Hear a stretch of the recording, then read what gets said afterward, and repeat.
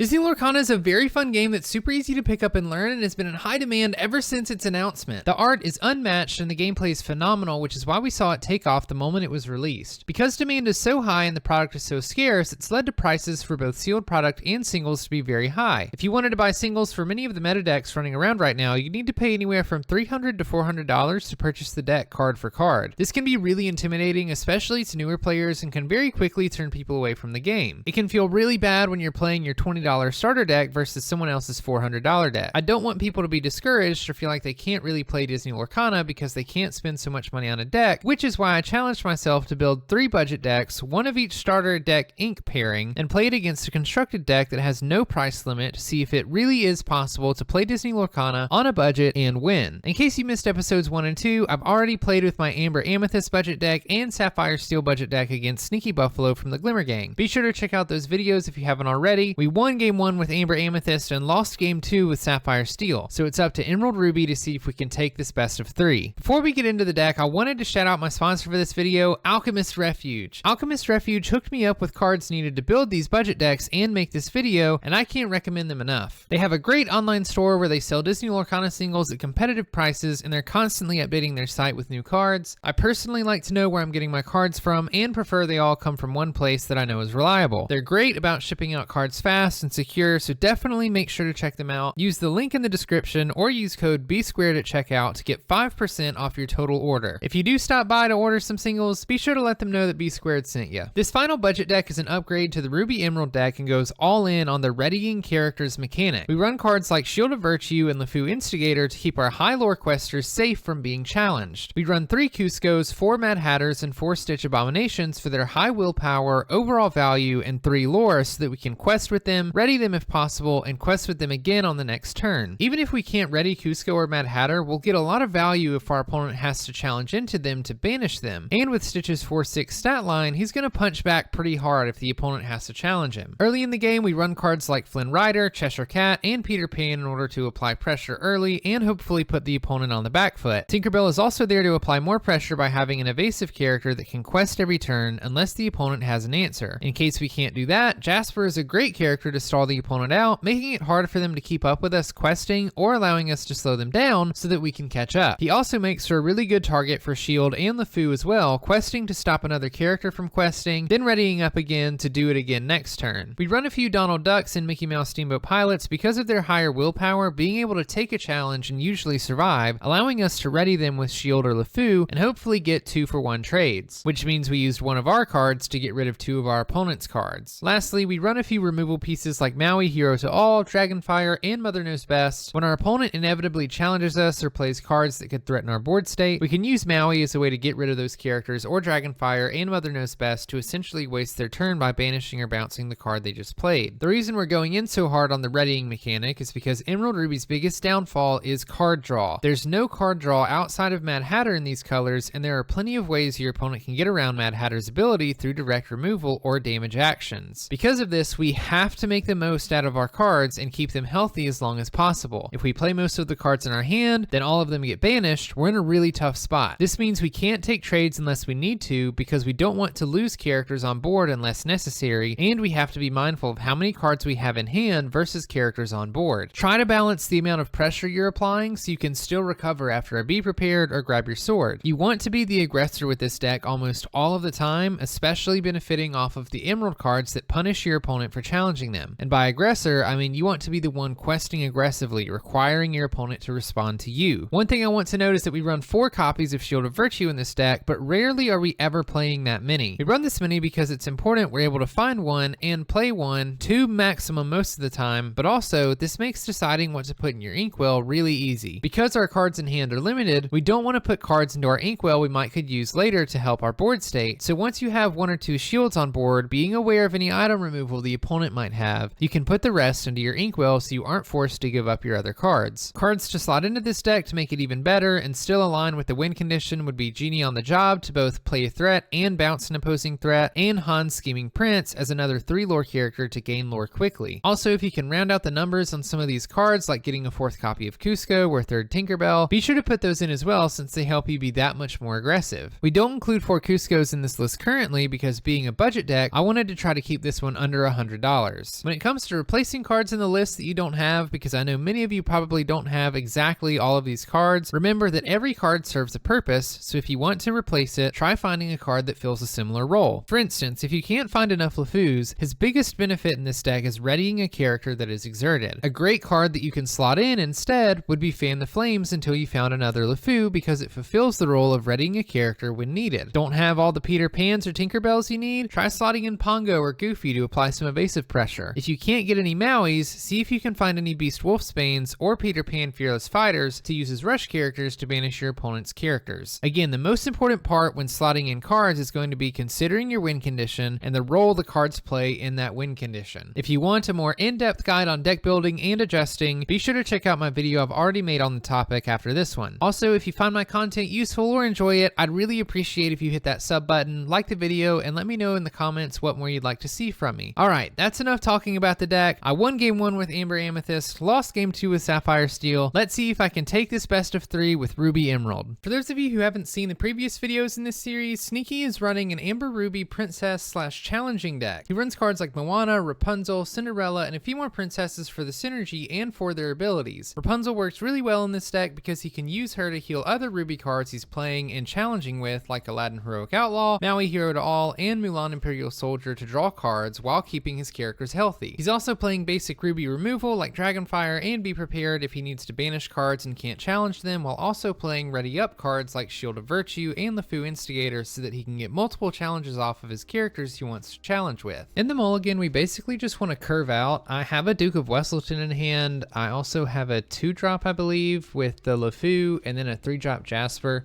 We threw back another Stitch Abomination that we had in hand. We don't need 2. I also threw back a Mother Knows Best and a Dragonfire, or sorry, not a Dragonfire, and let's see, it was a Stitch, a Mother Knows Best, and I don't remember what the other thing was that we threw back. But essentially with this mulligan, we're just trying to curve out. The only 4-drop that we have is a Tinkerbell, but we can also hit a Shield of Virtue, then use the Shield of Virtue on turn 4 if we want to. The reason I keep this Stitch Abomination is mainly because it's one of my top end units, so it's kind of nice to have one of those in my hand, and it's inkable, so worst case scenario, I can go ahead and ink him. As mentioned earlier in the video, one of the more important parts of this deck is just honestly trying to keep your characters alive, and you want to be the aggressor in this deck, so it's really important that we have a 1-drop, we have a 2-drop, we have a 3-drop, and we can just kind of like keep playing things out, start questing them. We have the LeFous early to ready stuff up if Sneaky tries to challenge us on anything. And that's essentially it. We can see that Sneaky won the roll. He's going to ink a Moana, and he's going to immediately play a Shield of Virtue. We actually are pretty fine seeing this because that means there's not a character on board. So we aren't on the back foot already. We'll be the first one with the character. We see a Stitch Abomination go down into our Inkwell. And we play a Duke of Wesselton. Again, that Stitch isn't going to be played anytime soon, so he's better in our Inkwell rather than just taking up space in our hand. I think there were actually 2 in hand based on what I can see in my hand right now. Sneaky inks another card, and unfortunately doesn't have a 2-drop. Again, really good for us because now we can just freely quest with Duke of Wesselton. We don't have to worry about anything challenging and banishing him. I don't know if we have any other 2-drops in hand other than a LeFou.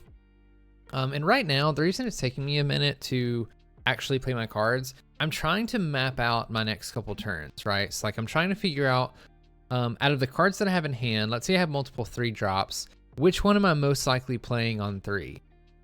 Because it's really important that I know what cards I'm playing in future turns. So we play the LeFou to ready the Duke up. Nothing, I mean, we didn't really have to do that. Essentially here, LeFou is just another 2/2, 1 lore character. But, you know, it helps to have another character on board to quest for 2 lore. I can see we have a Peter Pan in hand as a 3-drop. I think that's why we put the Jasper back, is because with Sneaky having such a slow start, I'm totally fine playing an evasive character, making it even more difficult for him to deal with us, and we just add even more pressure. We see him put down a Lantern as well. Not having a character for 3 turns is really, really good for us. I think it's very unfortunate for Sneaky's deck, but it's going to give us a very good start to this game. You see we're already up to 3 lore, playing Peter Pan as an evasive character, questing with both characters because we don't really have anything to worry about. It's good for us to get ahead like this because Sneaky does run a couple lore stealing characters between Aladdin's and even the uninkable Rapunzel's. So any extra lore we can get and get ahead on for free is really good for me. Yep, and right here we see the Aladdin Street Rat come down, knocking us down 1 lore. Nothing too crazy, but you know, now he has a character on board. He does have 5 ink able to play with the lantern, so we have to be a little bit careful about an Aladdin Heroic Outlaw coming down next turn, being shifted on. Because that would definitely set us back. And we really, really want to avoid that. We can quest with the Peter Pan because he has evasive, so we know we can do that pretty safely. We go ahead and quest with the other 2. What are we going to do here? Okay, nice. And we play a LeFou to ready up another LeFou. Keeping the Duke exerted. I think my thought behind this was that we want to add pressure. We want to go fast. We're going up to 5 lore. And even if Sneaky drops a Heroic Outlaw and banishes the Duke, the Aladdin's going to go down to 3 health left. And I don't think there's anything else that Sneaky can play right now, or at least that I wouldn't expect him to play right now, to heal the Aladdin back up. And I'm totally fine trading this Peter Pan into that Aladdin and giving Sneaky an empty board again. So yeah, we see a Heroic Outlaw Aladdin come down, take out the Duke just like we thought. Give Sneaky a little bit of catching up. And you see, this is what I was talking about. We've quested a lot this game, but it's still a 3-2 game. Luckily, we have the Peter Pan down that has the 3 strength. We can take out the Aladdin if we want to. We probably will just go a little bit wide.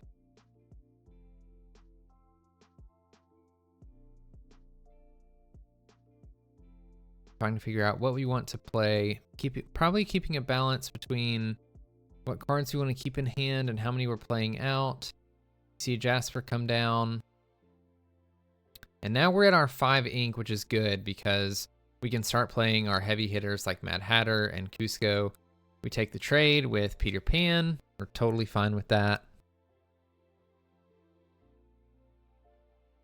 We exert 5 to play Cusco. This is really, really good for us. Sneaky doesn't have a card that can get rid of Cusco immediately right now because he only has 5 ink available to play an action, 6 ink to play a character. So he can't play a Be Prepared this turn, which is essentially why I felt safe playing the Cusco. I know that I can get at least 3 lore out of this Cusco, going a little bit wide on 3 characters. He can play a Maui or something and crash it into a LeFou if he wants, but I'm totally fine with that trade. It's still very reactive. Yeah, see, we see a Maui come down, take out a LeFou. Definitely expect that, and again, totally fine with that. Keeping Sneaky on the back foot and keeping Sneaky having to be reactionary towards me and what I'm doing is exactly the place we want to be in. We have to move fast in this deck because the deck loses to Sneaky's deck if we get into the late game. Sneaky has way more control options than we do between Aladdin and I think maybe there's a few Maleficent being played. Just a couple things there. We have a Maui of our own, which is good. We can get rid of his Maui, which means we can go ahead and quest with our LeFou.